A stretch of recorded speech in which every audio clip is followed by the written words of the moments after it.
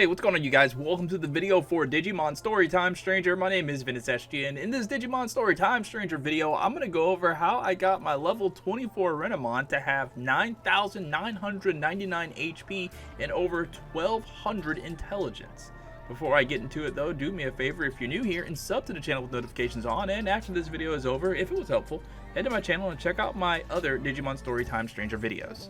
Now, I want to preface this video by saying this is all from the demo version of the game, and the information here should still be useful for the full version of the game, though there may be a lot more shortcuts to do this when the full game releases. So check back often to this channel as I'll continue to upload content to keep you informed on how to do things as quickly and as easily as possible.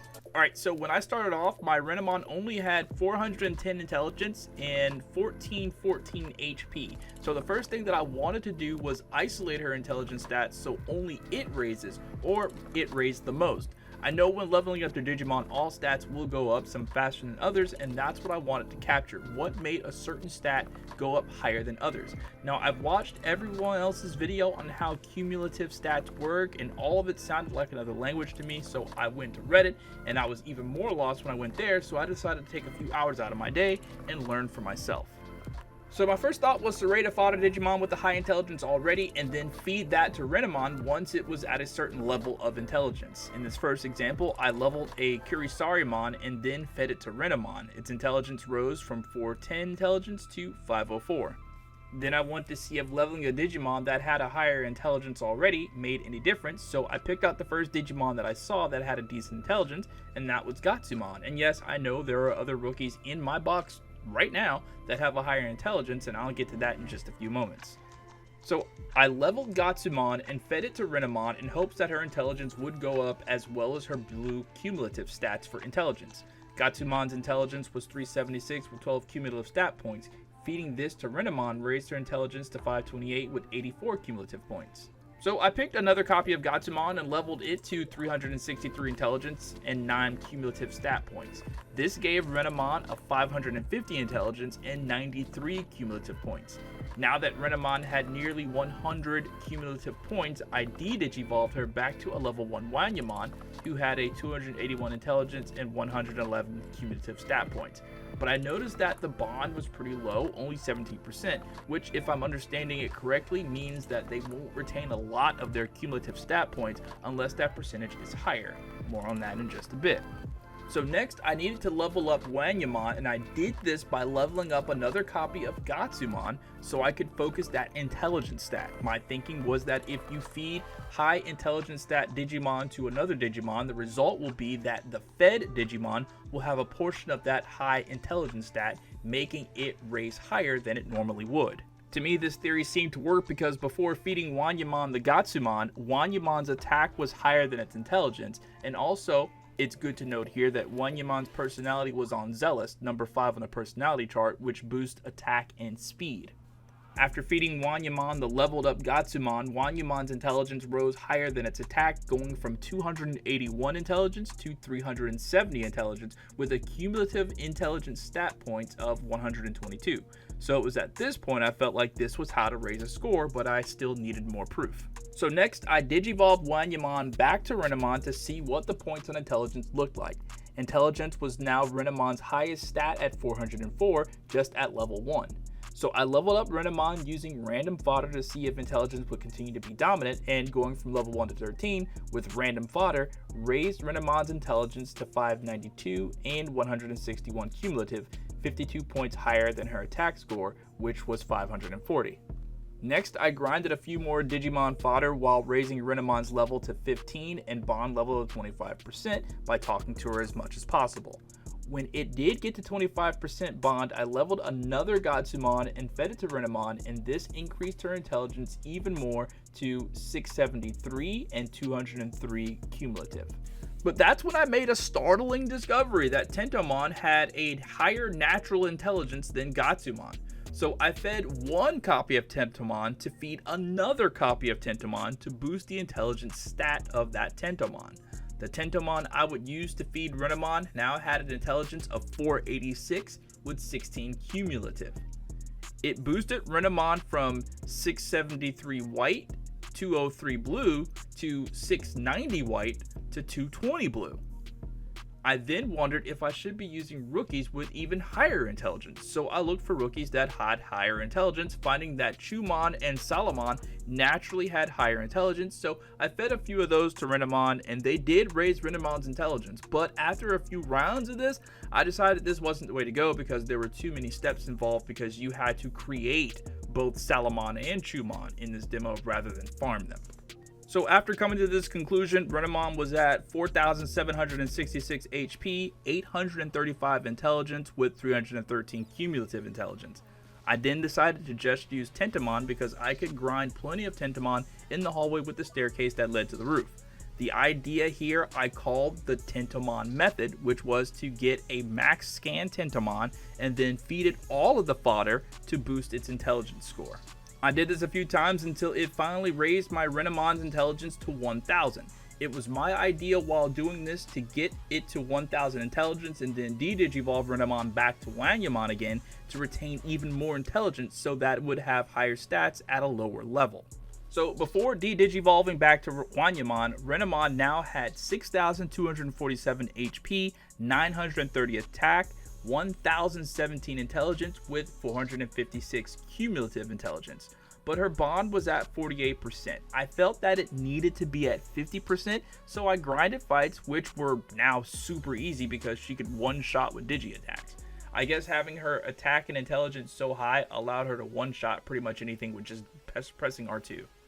I noticed later that it was around about 850 intelligence that she was one-shotting with the digi attack, and that if you gave her certain elemental attachment skills, she would attack with those effects, whichever the target enemy was weakest to. So I made sure to equip fire and lightning, but everything seems weak to fire except Kurisarimon, who gets a plant animation when Renamon attacks it. When I finally got Renamon's bond to 51% with 1017 intelligence, 456 cumulative, I de-digivolved her back down to Wanyamon, who now had an intelligence of 654 with 484 cumulative.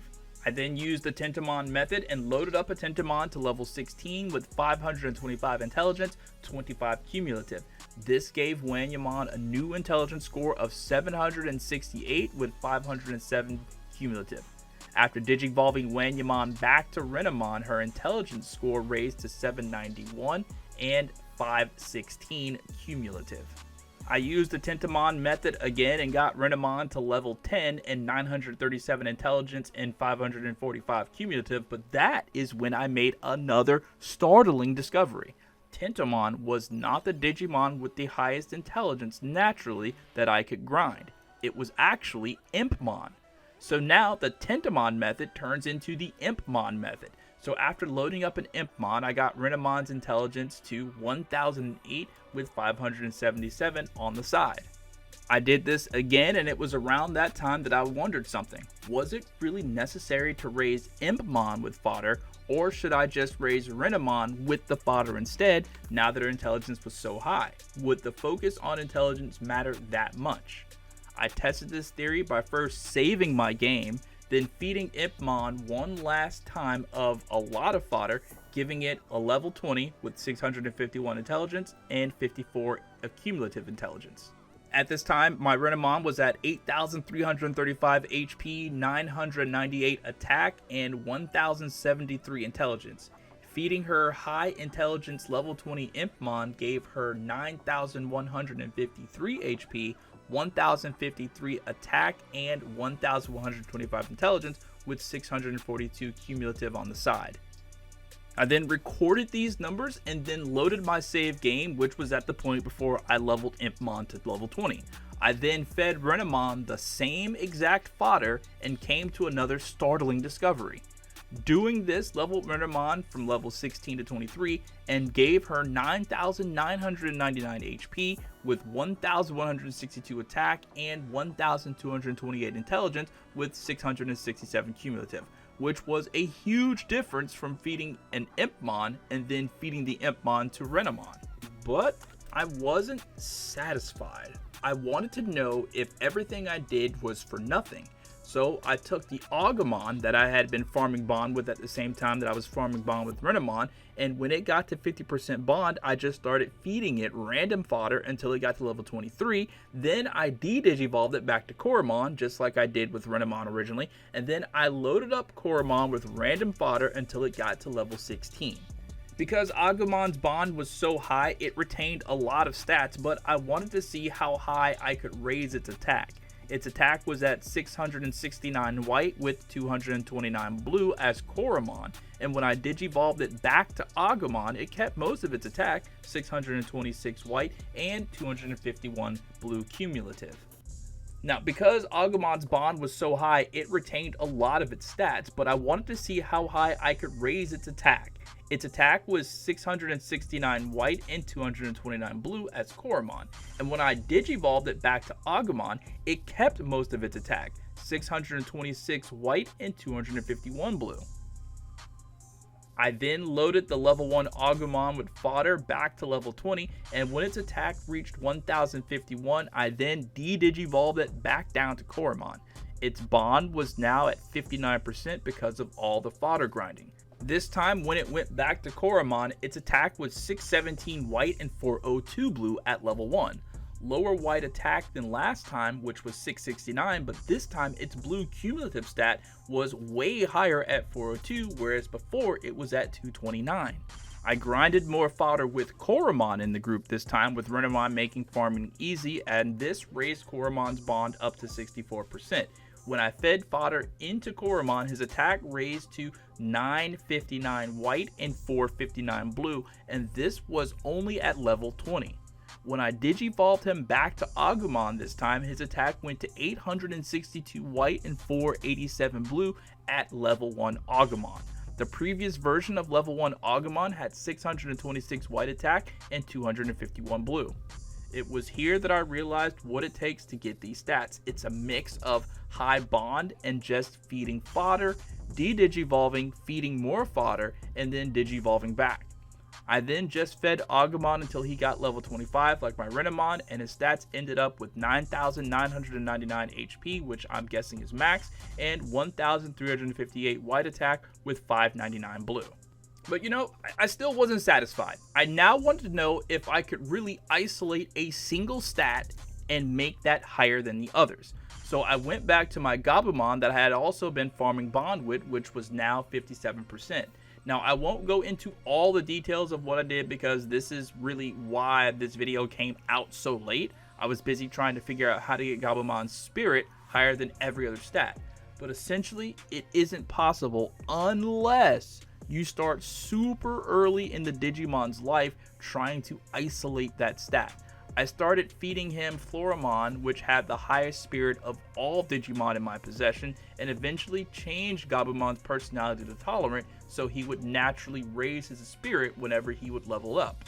So with constant Digivolution and De-Digivolution, feeding Sunomon, the Digivolution of Gabumon, with Floramon, its spirit stat did increase and even became higher than its defense and speed stats, but it could never become higher than its attack and intelligence. But as it stands, as a result of me feeding it Floramon and it retaining those cumulative spirit stats with each Digivolution and De-Digivolution and having a tolerant personality, its spirit became 1008 as a level 12 Digimon, which is more than capable of being a decent healer. However, his intelligence and attack are still even higher, which just brings me back to this point.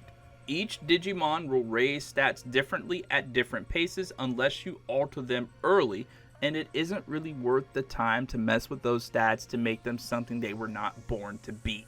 It's possible, but just takes too much time and effort, and eventually if you just max out their stats anyway, it won't matter what skills you put on them because they'll be good at everything.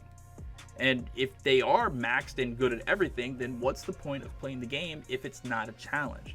I now have 3 overpowered Digimon for the start of the game as a result of my testing. So will they drain away the fun of the game, or will they do the complete opposite and allow me to clear content faster so I can reach my goals of War Greymon and Omnimon as soon as possible? So all in all, my conclusion, just build up your bond by fighting with your Digimon, grinding fodder, and talking to them as often as possible to build bonds so you can Digivolve them and de-Digivolve to keep more of their cumulative stats. Feeding them Digimon with the stats you want them to have helps a lot. Alright, that's going to be it for this video. Thank you guys so much for watching. If you have any comments or questions, please feel free to drop them down below and I will try my absolute best to answer them as much as possible. My name is Ventus SGN. Thank you guys so much for watching, and I'll catch you next time. Peace out.